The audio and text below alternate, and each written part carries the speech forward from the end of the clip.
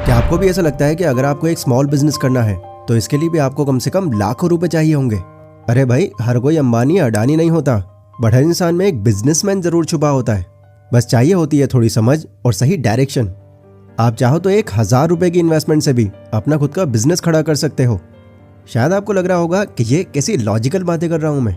1,000 रुपए में आजकल क्या ही मिलता है, एक फैंसी कॉफी या मूवी की टिकट। इतने में बिजनेस कोई कैसे शुरू कर लेगा? बट बिलीव मी, ऐसा पॉसिबल है एंड बहुत सारे लोगों ने ऐसे बिजनेस करके भी दिखाया है। कौन कौन से हैं वो बिजनेस आइडियाज अभी आगे मैं आपको बताऊंगा। और सिर्फ 1,000 ही नहीं, अगर आपका बजट 10,000 का है या 50 तक का भी है तो इनमें आप कौन कौन से बिजनेस कर सकते हो आज ये भी आपको पता चलेगा। तो हमेशा की तरह ये वीडियो बहुत नॉलेज देकर जाएगी आपको, इसलिए आखिर तक इस वीडियो को बहुत ध्यान से देखना। Idea number 1। दोस्तों, कई लोगों का ड्रीम होता है कि उनका खुद का एक रेस्टोरेंट हो जहां कस्टमर्स की डिमांड पर वो खाना सर्व कर सकें। लेकिन क्योंकि एक रेस्टोरेंट खोलने की शुरुआत ही लाखों रुपए से होती है, तो इतने पैसे ना होने की वजह से उनका ये सपना बस सपना बनकर रह जाता है। बट क्लाउड किचन आपको ये मौका देता है कि आप ऐसा ही बिजनेस बहुत ही लो इन्वेस्टमेंट पर शुरू कर सकते हो। शायद आप में से कुछ लोग इसका नाम ही पहली बार सुन रहे होंगे, बट इंडिया में ये बिजनेस कुछ ही टाइम में बहुत ज़्यादा ग्रो कर रहा है। क्लाउड किचन, जिसे वर्चुअल किचन, घोस्ट किचन ऐसे नामों से बुलाया जाता है, फूड बिजनेस शुरू करने के लिए ये सबसे बेस्ट माना जा रहा है, क्योंकि इस तरह के बिजनेस में आपको ना तो किसी जगह की जरूरत है और ना ही ढेरों इक्विपमेंट्स की। यहाँ पर शुरुआत करने के लिए जिन भी चीज़ों की जरूरत होती है वो तो आपके अपने किचन में ऑलरेडी अवेलेबल होते हैं। इसे स्टार्ट करने के लिए सबसे पहले तो आपको फूड सेफ्टी और स्टैंडर्ड्स अथॉरिटी ऑफ इंडिया यानी फसाई से लाइसेंस लेना पड़ेगा, जिसमें 100 रुपये से लेकर आपका 7,500 तक का खर्चा आ जाएगा।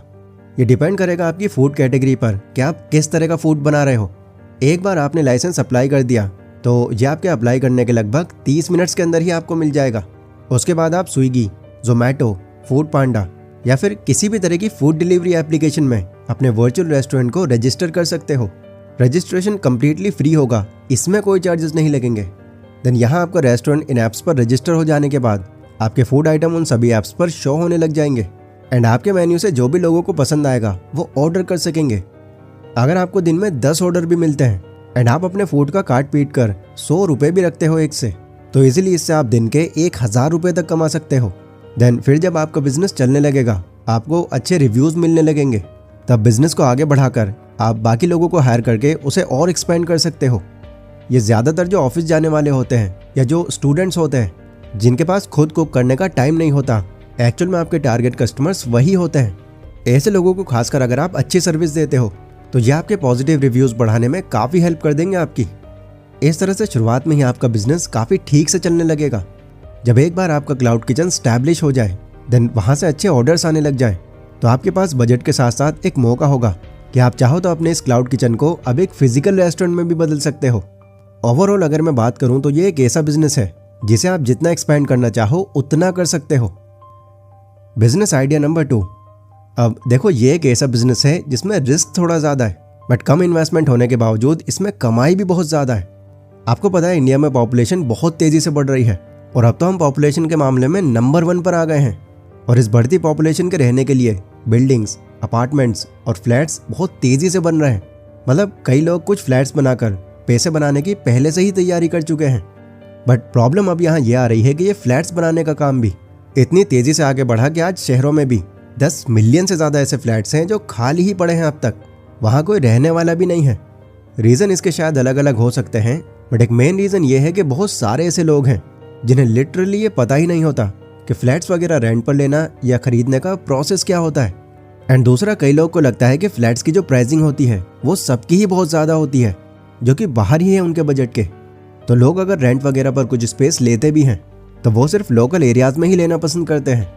सो ऐसे में आपके पास ये मौका है कि आप इन खाली फ्लैट्स के बारे में इन्फॉर्मेशन दो लोगों को, वहाँ की फैसिलिटीज़ गिनाओ और उसे बेचने या रेंट पर देने में मदद करो प्रमोटर्स की।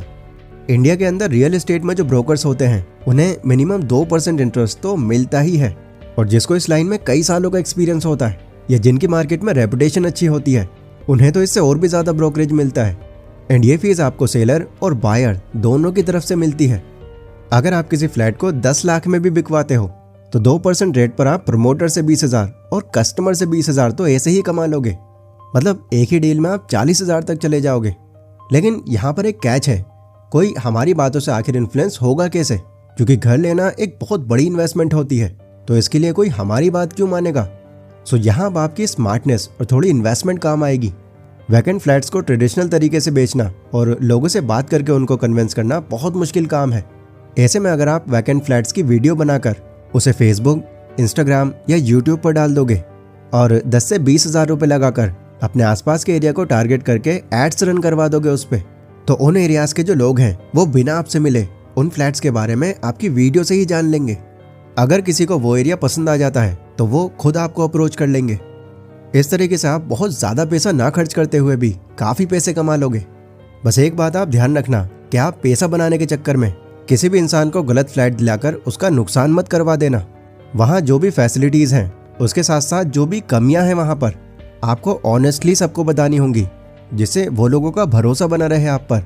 बाकी इस बिज़नेस की सबसे अच्छी बात यह है कि आने वाले टाइम में ये कंस्ट्रक्शन का काम और भी ज़्यादा बढ़ने वाला है, जिससे हाउसिंग यूनिट्स की क्वांटिटी बढ़ेगी और आपको प्रोजेक्ट्स और क्लाइंट्स हमेशा ही मिलते रहेंगे। आइडिया नंबर 3, अगर आपके पास बिजनेस में लगाने को ज़्यादा पैसे नहीं है बट फिलहाल आपके पास एक स्मार्टफोन है और इंटरनेट कनेक्शन है, जो कि ऑब्वियसली आपके पास होगा ही, तभी तो आप ये वीडियो देख रहे हो, तो आप भी इनसे अपनी कंटेंट क्रिएशन की जर्नी शुरू कर सकते हो।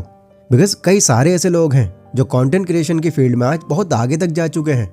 बट सवाल यह है कि कंटेंट क्रिएशन इन 2025, क्या अब यहाँ पर सवाल देना वर्थ इट भी है?